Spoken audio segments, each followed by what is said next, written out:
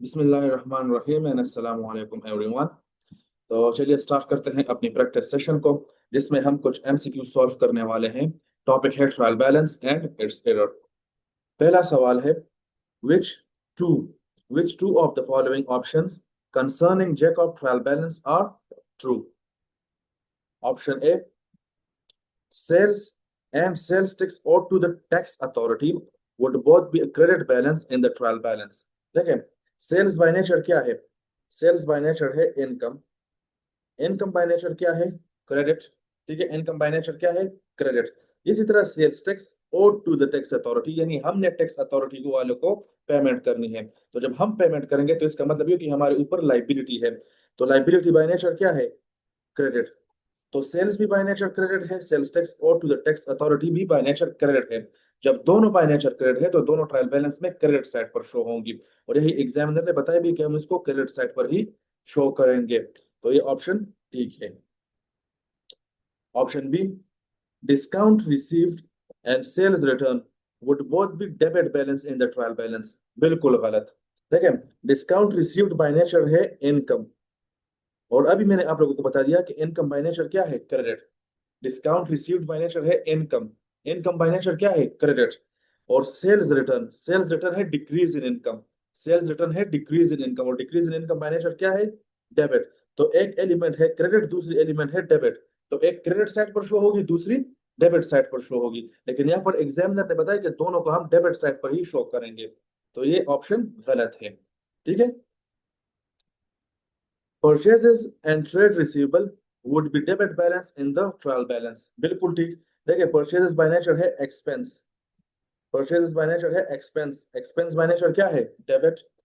Trade receivable bye nature क्या है? Asset, asset bye nature क्या है? डेबिट। तो परचेजेस भी बाय नेचर डेबिट है, रिसीवेबल भी बाय नेचर डेबिट है। तो जब दोनों डेबिट है तो दोनों डेबिट साइड पर ही शो होगी। तो ये जुमला ठीक है।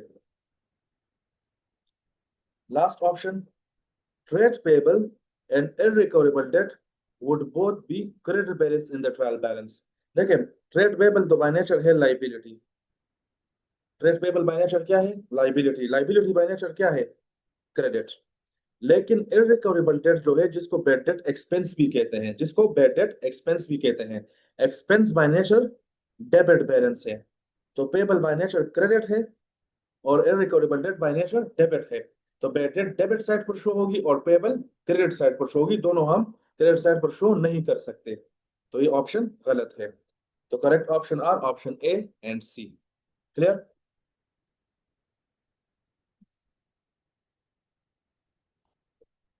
Okay, which journal entry should be posted to correct this error? देखिए, जब भी एग्जामिनर एग्जामिनर आपसे एग्जाम में ये सवाल पूछे और उस सवाल की रिक्वायरमेंट ये हो कि कौन सी जर्नल एंट्री यानी कौन सी डबल एंट्री इस एरर को ठीक करेगी, या आप ये भी बुझाए सिंपली, अगर आप वर्ड देखे रिक्वायरमेंट में टू करेक्ट दिस एरर, ठीक है, इस तरह आ जाए टू करेक्ट दिस एरर, तो इसका मतलब ये है कि एग्जामिनर आपसे रेक्टिफिकेशन वाली एंट्री मांग रहा है। एग्जामिनर आपसे रेक्टिफिकेशन वाली एंट्री मांग रहा है। समझ आ गई ये बात? तो 3 कॉलम गेम करेंगे। एक हो जाएगी करेक्ट एंट्री, एक हो जाएगी रॉन्ग, और एक हो जाएगी रेक्टिफिकेशन। तो हमने ये वाली एंट्री फाइंड करनी होगी। ठीक है, okay. Now M posted an insurance invoice, insurance by nature क्या है? एक्सपेंस। इंश्योरेंस बाय नेचर क्या है? Expense. For $3,400 incorrectly to distribution cost instead of administrative expenses। दोबारा जरा इस जुमले को पढ़ दे। देखिए, एम ने इंश्योरेंस एक्सपेंस, ठीक है, इंश्योरेंस एक्सपेंस, उसके लिए एक इनवॉइस आई है, अमाउंट है $3,400। इसको हमने पोस्ट करना था टू एडमिन एक्सपेंस, इसको हमने पोस्ट करना था टू एडमिन एक्सपेंस। गलती से हमने इसको रिकॉर्ड कर दिया डिस्ट्रीब्यूशन कॉस्ट में। तो डिस्ट्रीब्यूशन कॉस्ट भी एक्सपेंस ही है, डिस्ट्रीब्यूशन कॉस्ट एक्सपेंस भी है। तो एक्सपेंस को हमने एक्सपेंस ही रिकॉर्ड किया है, लेकिन गलत अकाउंट में रिकॉर्ड किया है। समझ रहे हो मेरी बात को? एक्सपेंस को हमने एक्सपेंस ही रिकॉर्ड किया है, लेकिन गलत अकाउंट में रिकॉर्ड किया है। तो ये एरर ऑफ कमीशन, और एरर ऑफ कमीशन से कभी भी सस्पेंस अकाउंट ओपन नहीं होता। ठीक है, तो एंट्री क्या होगी? सही एंट्री होने वाली थी admin cost debit, cash credit, amount है 3400 एंड 3400। गलती क्या हुई? गलती ये हुई कि इसकी जगह हमने रिकॉर्ड कर दिया as a distribution cost debit. Distribution cost debit. Cash के बारे में एग्जामिनर ने कोई जिक्र नहीं किया, तो मैंने आप लोगों को समझाया है कि जब भी एग्जामिनर साइलेंट हो तो समझ लेना कि वो एंट्री एग्जामिनर ने टिक की होगी। तो कैश के बारे में कोई जिक्र नहीं है, तो इसका मतलब ये हो कि कैश एग्जामिनर ने बिल्कुल टिक ही किया होगा। ठीक है। अब रेक्टिफिकेशन किस तरह करेंगे? सबसे पहले हमने जो गलती की है उस गलती को ठीक करेंगे। क्या डिस्ट्रीब्यूशन कॉस्ट को रिकॉर्ड होना चाहिए था? क्या डिस्ट्रीब्यूशन कॉस्ट को रिकॉर्ड होना चाहिए था? नहीं। तो जब नहीं होना चाहिए था तो सबसे पहले इसको खत्म कर दें। तो डिस्ट्रीब्यूशन कॉस्ट बाय नेचर है डेबिट, जब हम इसको खत्म करेंगे तो हो जाएगा ये क्रेडिट। और हमने जो एक्सपेंस रिकॉर्ड नहीं की एडमिन कॉस्ट, उसको दोबारा रिकॉर्ड कर दे तो हो जाएगा एडमिन कॉस्ट डेबिट। और अभी अगर आप लोगों ने देखना है कि आपने ये रेक्टिफिकेशन वाली एंट्री ठीक की है या नहीं, तो मैंने आपको समझाया है कि रॉन्ग और रेक्टिफिकेशन को आपस में मिलाओ। रॉन्ग और रेक्टिफिकेशन को आपस में मिलाओ, तो अगर इससे करेक्ट एंट्री बनी तो इसका मतलब आपने ये वाली एंट्री ठीक की होगी। तो अगर आप देखें डिस्ट्रीब्यूशन कॉस्ट आपस में कट जाएंगे, बचेगा क्या? Admin cost and cash. यहाँ पर देखें एडमिन कॉस्ट एंड कैश, तो इसका मतलब रेक्टिफिकेशन वाली एंट्री ठीक है। तो करेक्ट ऑप्शन हो जाएगा administrative expense debit and distribution cost credit, option A.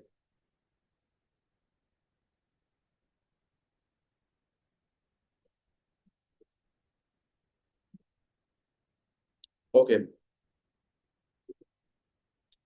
Next. Which one of the following statements reflect the purpose of preparing a trial balance? Okay. To highlight calculation errors that were made when recording transaction. अगर calculation error हो जाए तो उसको trial balance identify करती है, ये option गलत है। हर किस्म कैलकुलेशन एरर को ट्रायल बैलेंस आइडेंटिफाई नहीं करती। व्हाट इफ अगर डेबिट और क्रेडिट साइड मैच हो रहे हो, फिर भी अगर कैलकुलेशन एरर हो तो उसको तो ट्रायल बैलेंस आइडेंटिफाई नहीं करती। जब तक सिंगल एंट्री एरर ना हो तब तक उसको ट्रायल बैलेंस आइडेंटिफाई नहीं करती।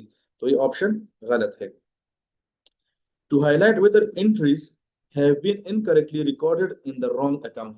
एरर ऑफ कमीशन की बात हो रही है कि अगर आपने एंट्री गलत अकाउंट में रिकॉर्ड कर दिया तो एरर ऑफ कमीशन को भी ट्रायल बैलेंस हाईलाइट नहीं करता, ट्रायल बैलेंस उसको आइडेंटिफाई नहीं करता।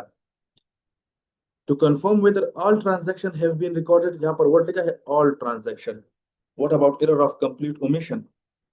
अगर एरर ऑफ कंप्लीट ओमिशन हो तो ये जुमला भी गलत है। ठीक है, एरर ऑफ कंप्लीट ओमिशन को भी ट्रायल बैलेंस आइडेंटिफाई नहीं करता। लास्ट वन है to confirm whether the sum of all credit balance equal to the sum of all debit balance. बिल्कुल ट्रायल बैलेंस इसलिए ही बनाई जाती है, इसका पर्पज ये है कि हम देखें कि जो डेबिट साइड है और जो क्रेडिट साइड है उसके सम आपस में मैच हो रहे हैं कि नहीं हो रहे। ठीक है।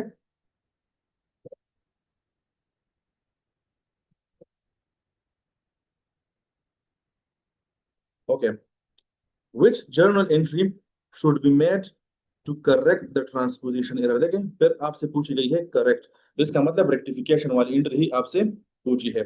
तो 3 कॉलम गेम हो गया। तो सबसे पहले हम लिख लेंगे करेक्ट एंट्री, उसके बाद फिर हो जाएगी रॉन्ग, और इधर मैं कर लूंगा रेक्टिफिकेशन, या फिर रेक्टिफिकेशन हम इधर कर लेंगे। ठीक है।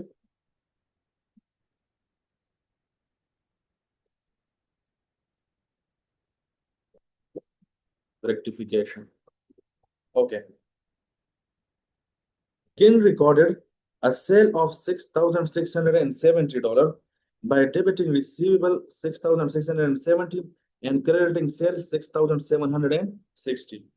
देखिए सही ट्रांजैक्शन क्या होने वाली थी? सेल किया था किन ने, अमाउंट दी उसकी 6,670, तो सही एंट्री बन रही थी इसकी रिसीवेबल डेबिट सेल क्रेडिट, और अमाउंट 6,670 6,670। गलती क्या हुई? गलती ये हुई कि किन ने रिकॉर्ड कर दिया रिसीवेबल डेबिट 6,670, और उसने सेल को क्रेडिट कर दिया 6,760।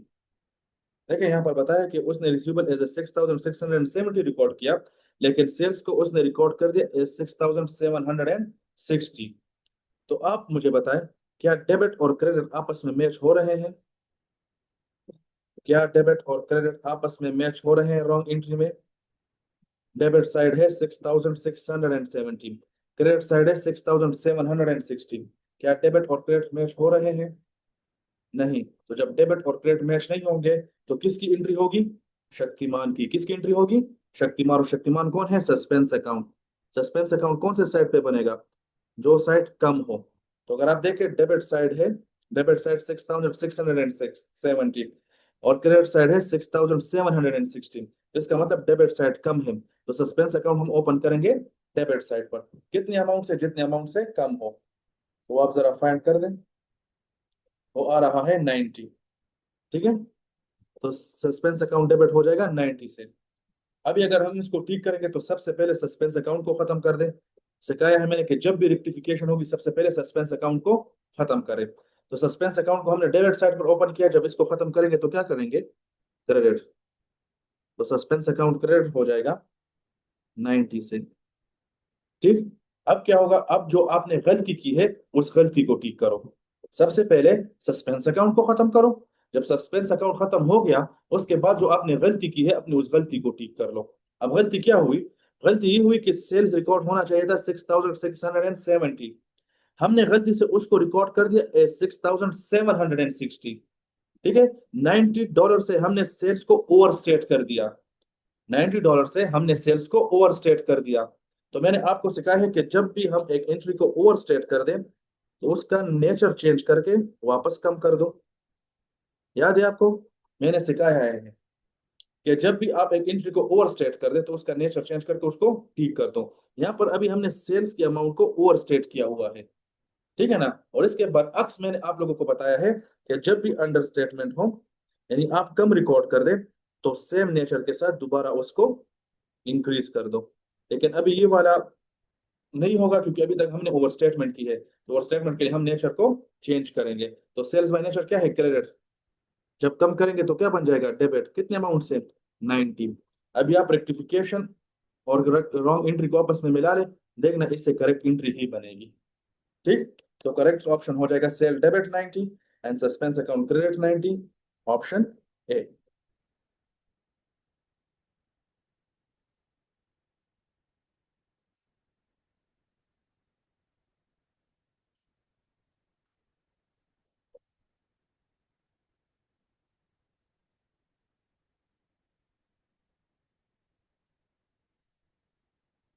ओके, अगला सवाल। Indicate whether the following balances should be added or deducted in the accounting expression। जो अकाउंटिंग इक्वेशन मैंने आपको सिखाई है और उसका जो कॉम्प्लेक्स फॉर्म है, ठीक है, एक्सपेंडेड फॉर्म है, तो हमने उसमें ये बताना होगा कि जब हम प्रॉफिट की फिगर को फाइंड करेंगे तो उसमें से हम कैपिटल या ड्राइंग्स ऐड करेंगे या माइनस करेंगे। तो इसके लिए सबसे पहले तो मैं आपके सामने वही एक्सपेंडेड फॉर्म लिखूंगा। ठीक है, सबसे पहले तरीका है कि आप एक्सपेंडेड फॉर्म को लिख दें। तो एक्सपेंडेड फॉर्म है इस तरह, देखें, उसमें आता है ओपनिंग कैपिटल, मैं शॉर्ट फॉर्म में लिख रहा हूं। फिर आता है कैपिटल इंट्रोड्यूस प्लस प्रॉफिट। ठीक है, प्रॉफिट ऐड होगा क्योंकि हमने प्रॉफिट ही फाइंड करना है, तो लॉस को हम इग्नोर कर देंगे। Minus drawings is equal to closing capital. ठीक। अभी अगर हमने प्रॉफिट की फिगर फाइंड करनी है तो हम ये बाकी एलिमेंट को इक्वल टू के उस साइड पे शिफ्ट कर लेंगे। तो ये इक्वेशन कुछ इस तरह बन जाएगा, देखें, profit is equal to closing capital minus, ये प्लस ओपनिंग कैपिटल है, उस साइड पे जाके माइनस ओपनिंग कैपिटल बन जाएगा। ठीक है, ये कैपिटल इंट्रोड्यूस इधर प्लस हो रहा है तो इस इक्वल टू के उस साइड पे जाएगा तो माइनस बन जाएगा, माइनस कैपिटल इंट्रोड्यूस। ठीक है, प्रॉफिट तो हमने फाइंड करना है, माइनस ड्राइंग उस साइड पे जाके प्लस ड्राइंग्स बन जाएगी। यहां तक क्लियर है? अब देखें, एग्जामिनर ने आपको क्या क्या फिगर दी है। उसने दिया है asset capital at the start of the period यानी opening capital, capital introduce, drawings और लाइबिलिटी। अब देखें, गौर से देखें, मेरी तरफ देखें, गौर से देखें। आपको क्लोजिंग कैपिटल दिया गया है, यहाँ पर क्लोजिंग कैपिटल दिया गया है।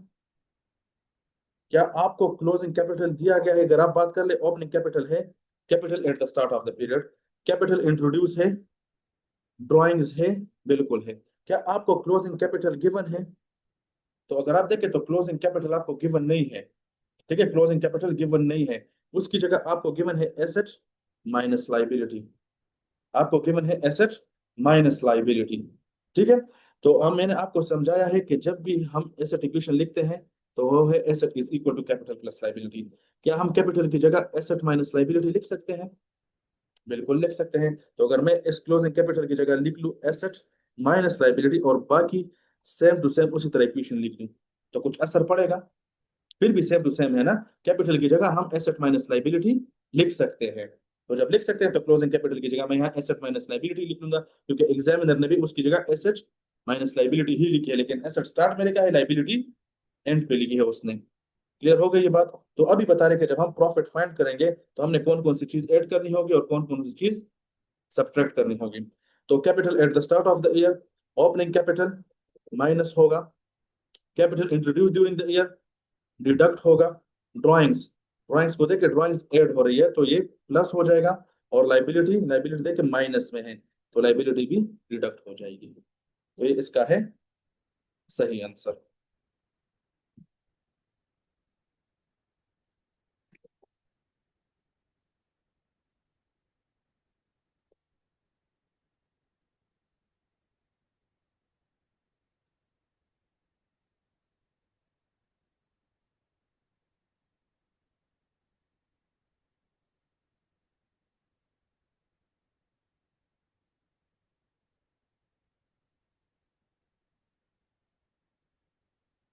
How much money did M receive from customer? देखें, इस तरह के सवाल हमने रिसीवेबल के चैप्टर में किए थे और काफी डिटेल में उसकी प्रैक्टिस की थी कि जब भी एग्जामिनर आपसे पूछे कि हमने कस्टमर से कितने पैसे रिसीव किए हैं, तो मैंने आपको समझाया था कि ये दो अकाउंट से फाइंड हो सकती है। एक तो ये कि आप कैश अकाउंट से इसको फाइंड कर सकते हैं, दूसरा है कि आप रिसीवेबल अकाउंट से भी इसको फाइंड कर सकते हैं। लेकिन आपने कौन सा वाला यूज करना होगा? जिसका डेटा प्रिवेल कर रहा हो, जिसका डेटा आपको गिवन हो। अगर रिसीवेबल अकाउंट का गिवन है तो आप रिसीवेबल अकाउंट को यूज कर दे, लेकिन अगर आपको कैश अकाउंट गिवन है तो आप कैश अकाउंट का डेटा गिवन है तो आप कैश अकाउंट को भी इस्तेमाल कर सकते हैं। तो हमने डेटा देखना होगा कि कौन सी अकाउंट की डेटा गिवन है, तो उसको हम यूज करके कैश रिसीव्ड फाइंड कर सकते हैं। देखें, सबसे पहले एक अकाउंट बना लेंगे। M has supplied you with the following payable and receivable information. देखिए, पेबल और रिसीवेबल इंफॉर्मेशन हमें गिवन है, तो हमने कैश रिसीव निकालना है, कैश पेमेंट नहीं निकालना। हमने कैश रिसीव निकालना है, कैश पेमेंट नहीं निकालना। तो कैश पेमेंट अगर नहीं है तो पेबल अकाउंट को हम इग्नोर करेंगे। ठीक है, ये इसने एग्जामिनर ने आप लोगों को कंफ्यूज करने के लिए आपको दिया होगा, तो आपने काइंडली इसको इग्नोर करना है। पेबल अकाउंट को आप लोगों ने इग्नोर करना है, क्योंकि हमने कैश रिसीव निकालना है, कैश पेमेंट नहीं निकालना। ये बात समझ आती है आपको? ओके। सो ये रहा receivable account. Okay. Trade payable balance तो आप इसको इग्नोर कर दें। ट्रेड रिसीवेबल बैलेंस एट 31 मार्च 20x7, 31 मार्च 20x7। अगर आप नीचे देख ले तो ये आपको 1 अप्रैल 20x6 गिवन है। तो x6 वाला बैलेंस हो जाएगा ओपनिंग बैलेंस, और x7 वाला बैलेंस हो जाएगा क्लोजिंग बैलेंस। तो क्लोजिंग बैलेंस है 12,300। क्लियर? फिर है परचेजेस ऑन क्रेडिट। तो क्रेडिट परचेजेस पेबल अकाउंट का हिस्सा है, रिसीवेबल अकाउंट का हिस्सा नहीं है, तो आप इसको इग्नोर करें। फिर है बैड डेट। तो बैड डेट आते हैं रिसीवेबल अकाउंट में, क्रेडिट साइड पर, क्योंकि bad debt expense debit receivable credit, amount है 2,200। फिर है डिस्काउंट रिसीव्ड। तो डिस्काउंट रिसीव्ड पेबल अकाउंट का हिस्सा है, क्योंकि डबल एंट्री इसकी बनती है, payable debit discount received credit, तो इसको भी आप इग्नोर करें। फिर है सेल्स ऑन क्रेडिट। तो क्रेडिट साइड डेबिट साइड पे आता है, क्योंकि डबल एंट्री होती है receivable debit and sales credit, amount है 65,000। और फिर आपको ट्रेड पेबल बैलेंस गिवन है तो इसको भी इग्नोर कर दें, और ओपनिंग रिसीवेबल है 15,000। अब यहाँ पर आप लोग as a balancing figure cash received आ जाएगा।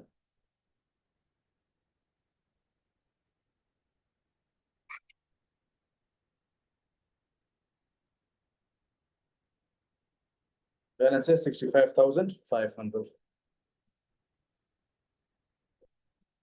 Option A. आसान सवाल था ये।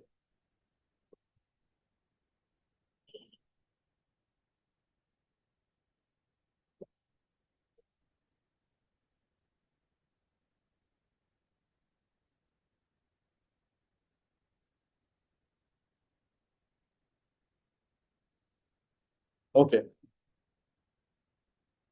for each of the accounting errors described below, select whether the error would be identified or would not be identified by extracting a trial balance. सबसे पहले मैं आप लोगों को एक बात बताना चाहता हूं, जिस तरह मैं आप लोगों को लास्ट प्रैक्टिस सेशन में समझा चुका हूं।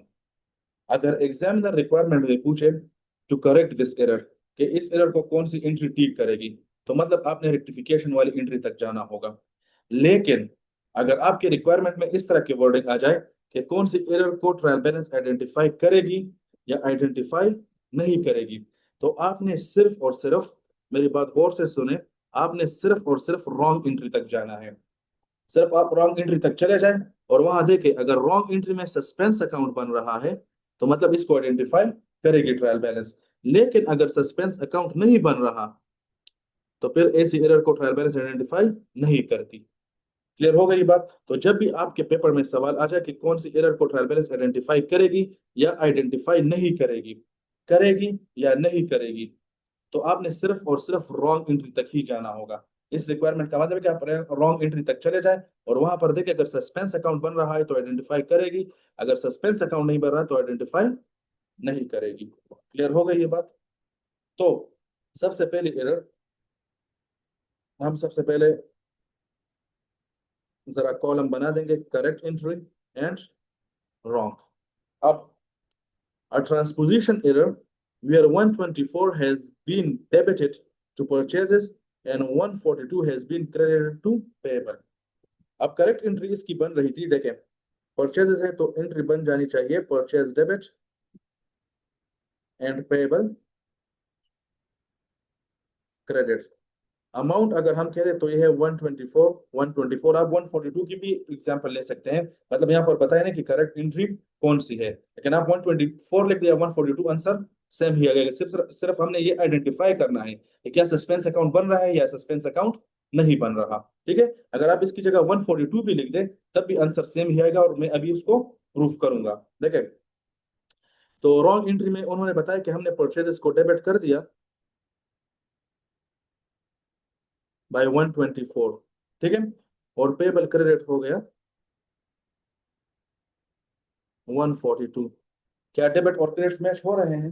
नहीं, तो सस्पेंस अकाउंट की एंट्री होगी, बिल्कुल होगी। कौन से साइड पर? जो साइड कम हो, तो उधर सस्पेंस अकाउंट बन जाएगा। और जब सस्पेंस अकाउंट बनेगा तो मतलब ये हुआ कि ऐसी एरर को ट्रायल बैलेंस आइडेंटिफाई करती है। ठीक, अगर आप अभी इसकी जगह 142 लिख दे, चले 142 142, तो ये वाली एंट्री तो ठीक बन जाएगी 142, ठीक है। और लेकिन यहाँ पर फिर भी गलत आएगा क्योंकि परचेज आपने 124 से रिकॉर्ड किया, तो तब भी सस्पेंस अकाउंट ही ओपन होगा, तब भी सस्पेंस अकाउंट ही ओपन होगा। तो ऐसी एरर को ट्रायल बैलेंस आइडेंटिफाई करती है जिसमें सस्पेंस अकाउंट ओपन हो रहा हो। ये बात क्लियर है आपको?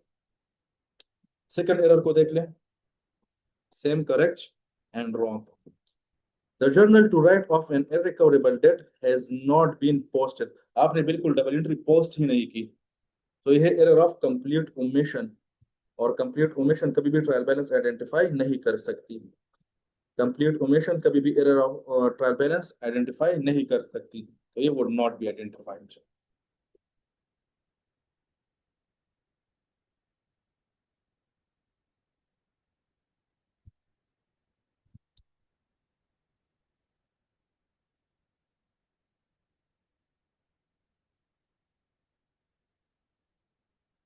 Okay, identify whether the following statement about accounting error are true or false। okay, the same transposition error posted to both sides of an accounting entry will result in the creation of a suspense account। ये बिल्कुल गलत है। अगर आपने दोनों side पर transposition error कर दी, let's say for example अगर मैं सेम एंट्री के जरिए इसको एक्सप्लेन कर दूं, डबल एंट्री बन रही थी purchase is debit and payable credit. Let's say for example 124 आपने दोनों साइड पर ट्रांसपोजिशन एरर कर दी, यानी डबल एंट्री आपने कर दी, रॉन्ग एंट्री में purchase is debit, payable credit 142 तो क्या सस्पेंस अकाउंट ओपन होगा? बिल्कुल नहीं। अगर आप सिंगल ट्रांसपोजिशन एरर कर दे तब जाकर सस्पेंस अकाउंट ओपन होता है। अगर आपने दोनों साइड पर ट्रांसपोजिशन एरर कर दी तो इससे सस्पेंस अकाउंट ओपन नहीं होता, तो ये जुमला गलत है। An entry that debit non-current asset and debit bank by 500 will cause the trial balance not to balance। तो ये बिल्कुल ठीक है। अगर आपने दोनों साइड को डेबिट रिकॉर्ड कर दिया, लेट्स से फॉर एग्जांपल आपने नॉन करंट एसेट खरीदा है, तो डबल एंट्री होनी चाहिए non current asset debit and bank credit 500 and 500, और आपने एंट्री कर the non current asset debit and bank debit, दोनों एंट्रियों को आपने डेबिट कर दिया बाय 500 एंड 500, तो सस्पेंस अकाउंट ओपन होगा। और जब भी सस्पेंस अकाउंट ओपन होता है तो ट्रायल बैलेंस, इसका मतलब ट्रायल बैलेंस मैच नहीं हो रहा। जब भी सस्पेंस अकाउंट ओपन होगा इसका मतलब कि ट्रायल बैलेंस मैच नहीं हो रहा, और ये तो एग्जामिनर ने कहा है will cause the trial balance not to balance, तो ये जुमला ठीक है।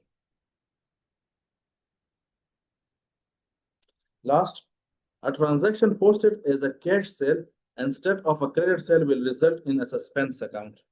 देखिए, करेक्ट एंट्री होनी चाहिए थी कि transaction posted as a cash sale instead of credit sale, तो सही एंट्री होनी चाहिए थी receivable debit and sales credit cell.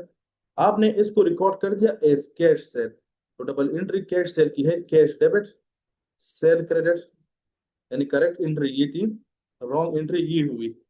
क्या डेबिट और क्रेडिट रॉन्ग एंट्री में मैच हो रही है? यस, डेबिट साइड भी है क्रेडिट साइड भी है।